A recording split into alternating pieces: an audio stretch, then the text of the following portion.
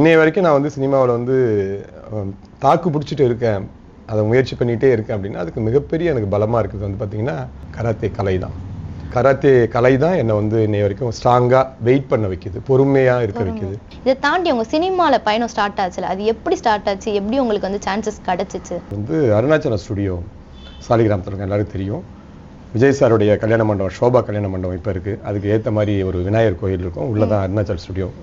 அப்போ அங்கே கோயிலுக்கு வரும்போது பார்த்தீங்கன்னா அங்கே உளவுத்துறை விஜயகாந்த் சாருடைய உளவுத்துறை படம் பூஜை வந்து அன்னைக்கு போட்டிருந்தாங்க. அப்போ நான் போய் அப்போ கோயிலுக்கு போகிறேன், எல்லாரையும் பார்க்குறேன், ஒரே சந்தோஷம் எனக்கு. நான் அப்போ தான் சினிமாவுக்கு நான் வந்தது.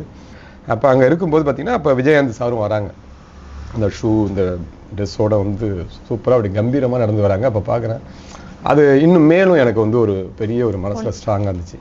பரவாயில்ல, நல்ல துறை தான் நம்ம எடுத்துருக்கோம், நம்ம விஜயகாந்த் சார் மாதிரி இவங்கள மாதிரி எல்லோரும் போல் நம்ம நடிகராக வரணுங்கிற அந்த ஆசை எனக்கு எல்லோரும் போல் எனக்கு வந்தது.